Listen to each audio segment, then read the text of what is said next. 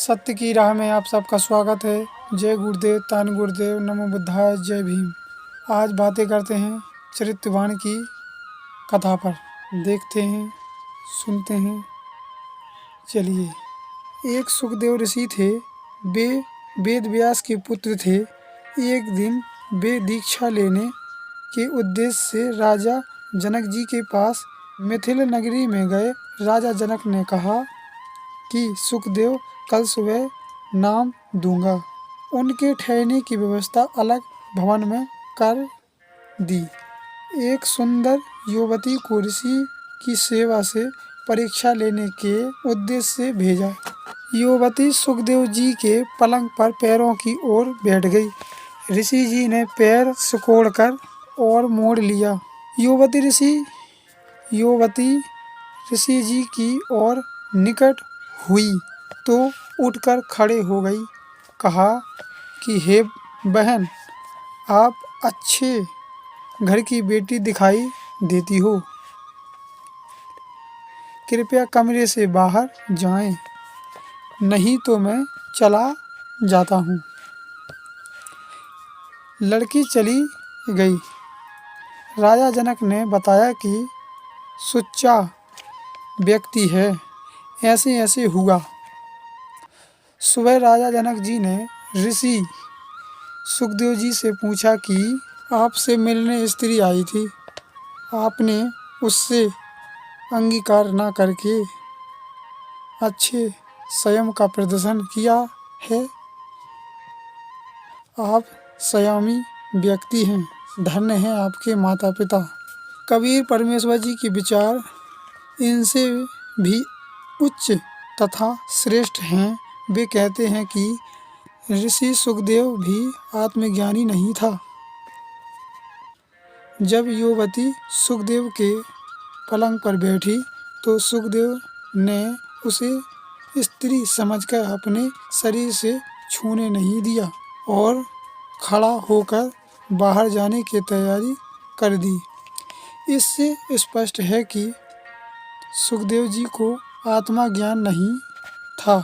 विचार करें कि यदि युवती के स्थान पर युवक बैठ जाता तो सुखदेव जी क्या करते।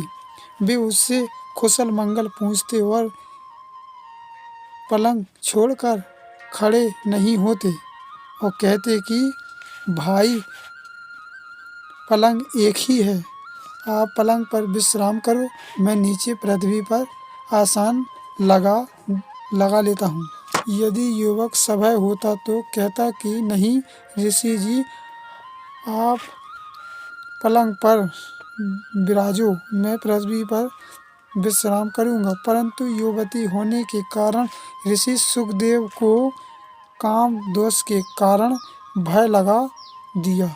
कबीर परमेश्वर जी ने बताया कि स्त्री तथा पुरुष आत्मा के दो वस्त्र हैं। जैसे गीता अध्याय श्लोक 22 में कहा है कि अर्जुन, जीव शरीर त्याग कर नया शरीर धारण कर लेता है, इसे मृत्यु कहते हैं।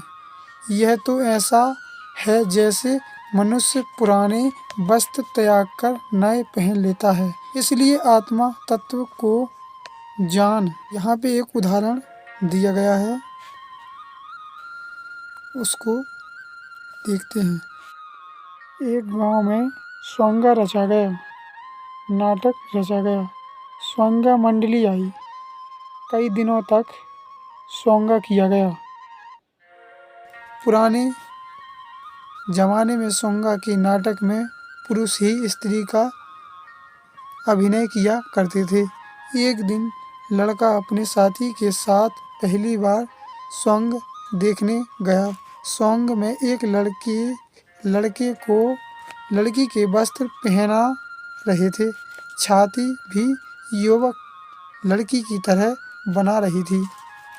प्रथम बार गए लड़के ने अपने साथी, जो कई बार स्वांगा देखा चुका था, से कहा कि देख, इतनी सुंदर लड़की है।